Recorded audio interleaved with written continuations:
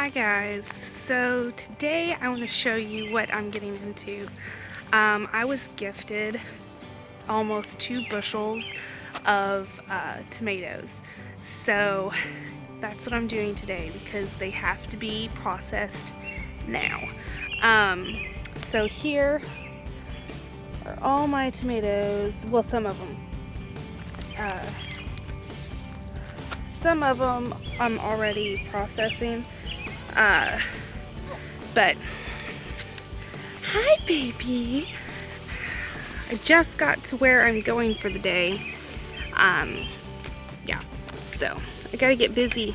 I've been doing them outside, the ones that I had froze in one of my other videos. Those I'm doing now. They thawed out on the way down here and the peels just come right off. You don't have to blanch them. The other ones, I'm gonna have to blanch. So essentially, I'm blanching 1.5 bushels, just about. But we're gonna get all that processed today, aren't we, little girl? Aren't we? So yeah, I'm not gonna bring you along for the blanching part though. That's easy enough. Put it in boiling water, put it in ice water, and take the peels off. I don't have a strainer, so we won't be straining it. I'm just gonna blanch them and then put them in a big pot and crush them, and I'm gonna do crushed tomatoes. I'm not gonna get all fancy. I'm not gonna do tomato sauce, tomato juice, diced tomatoes. Mainly, we just use crushed tomatoes anyway, so I'm just going to crush all of them. And then that way, sorry, my eye itched. And then that way, if I want to do tomato sauce, I can make it into tomato sauce. If I want to do spaghetti sauce, I can make it into spaghetti sauce, and whatever. Yeah, it's pretty universal if you just do crushed. And so I'd rather have a bunch of it that way and then not be limited on how I can use it. So I will bring you back when all of these are blanched and skinned, yeah, and babies are fed, and then I will bring you back for the rest of the process.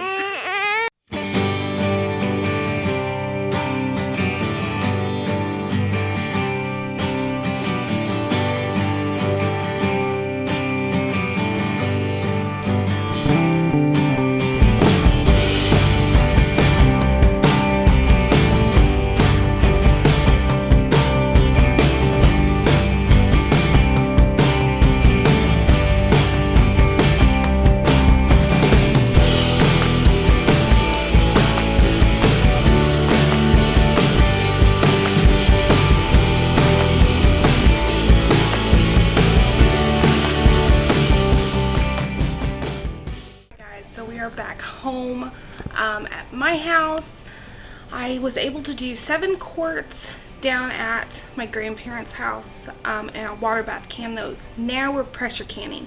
The thing with tomatoes, the longer you cook them, the actually better they are for you, especially for men.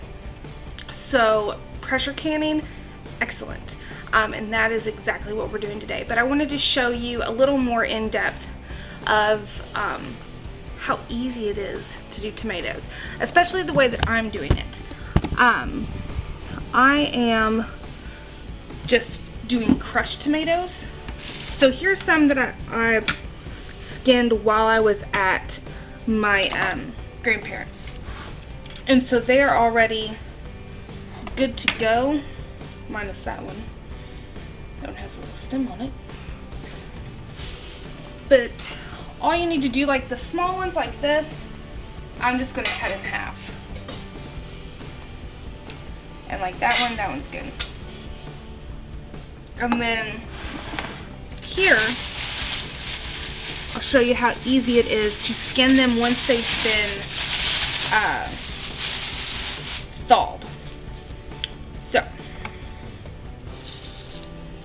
cut off my bad part, and then here's the skin. Boom. And there you go. There's a skinned tomato. That's how easy it is. So I'm going to continue doing this, and this is going to be just like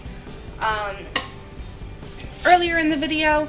I'm just going to take my potato masher and mash these up and get them hot, and then I'll put them in my hot jars and we will get to pressure canning them. Okay guys, so I wanted to go ahead and show you what exactly you're doing. So I have my big 20-quart stock pot, and I have all my tomatoes in there.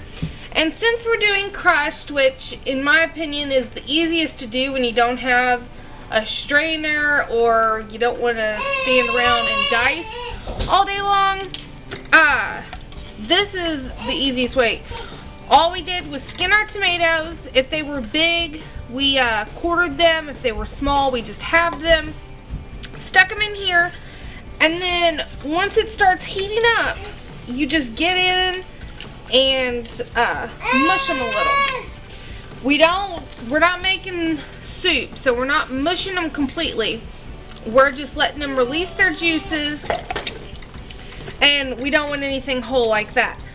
But it's okay if you have large pieces, because during the canning process it's going to break down, so you won't have those huge pieces later. And then of course we don't worry about the seeds or anything, because we're just crushing them. We're doing it the lazy way, and that is okay. This is actually my family's favorite way to have tomatoes in something, is crushed, because then my husband can't really tell they're in there. Which is his favorite way to have tomatoes, is when he doesn't know he's having them. So, with that being said, this may take a minute to heat up all the way, because this is a lot of tomatoes, and this is a big pot, and we have it a little over halfway full. So once this heats up all the way to where it's at a nice simmer, that's all we're doing, is getting it up to a hot temperature, because we're going to be putting it in hot jars, and we don't want to break any of our jars. So once this gets up, I'll bring you back and we'll start loading up our pints and our quarts, because we are doing both today. Okay guys, so it is time to load up our jars.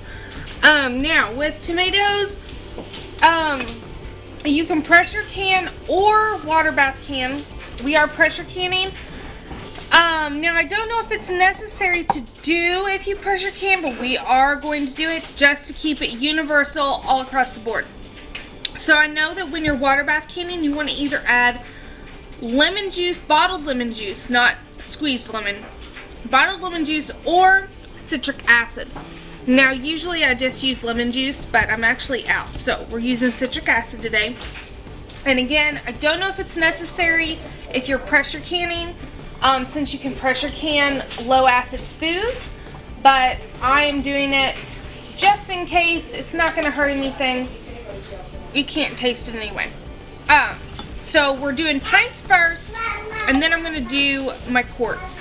And then whatever I have left, I'm not sure what I'm going to do. I just know I have a lot that needs done. Now, for pints, you would either want a tablespoon of lemon juice or a 1/4 teaspoon of citric acid. And then just double that if you're doing quarts. And then for my altitude, it's 10 pounds of pressure, and pints go for 20 minutes pressure canned, and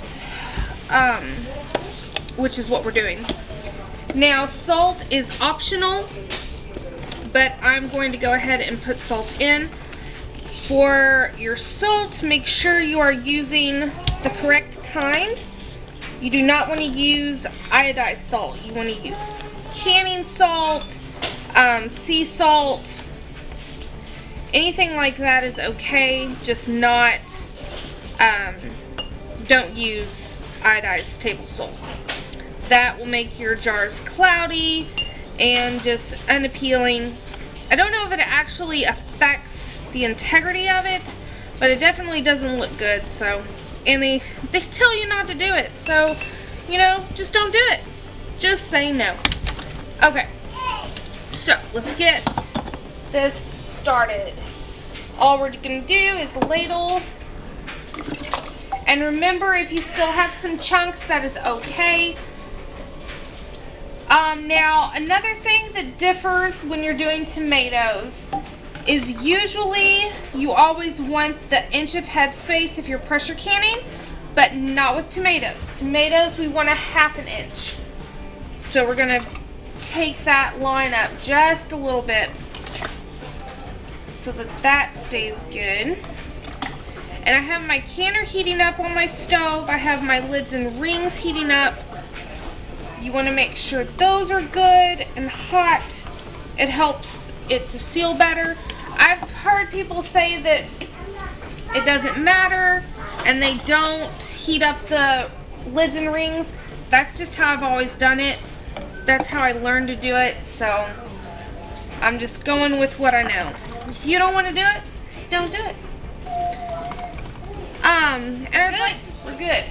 Okay, so now your last step before you put your lids and rings on is make sure you are wiping the rim of your jars.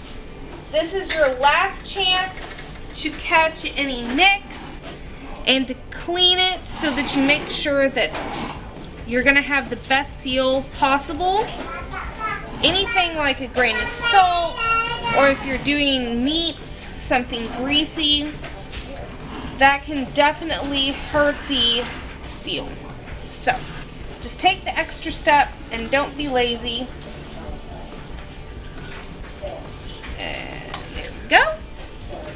And I still don't have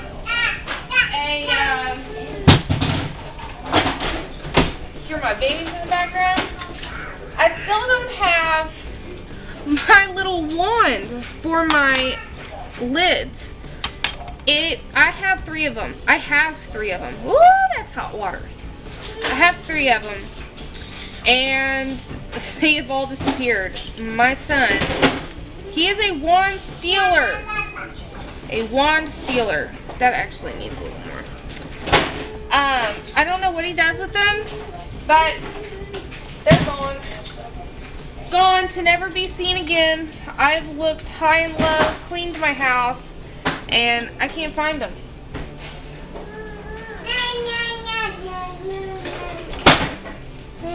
That was an inch of headspace and not 1/2 inch. So just fixing that.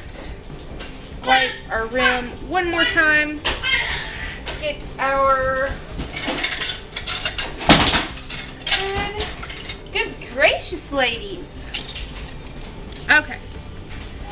There. And then fingertip tight because we are not using Tadler lids. We are just using disposables. And then make sure with your rings, I know I've probably said it before, you don't want to use a damaged ring. You don't want to use something that's maybe bent or rusted, anything like that. It's not going to be good for your jar. It could cause it not to sit on the jar and the lid right, and then your lid is going to fail. It's just don't do it.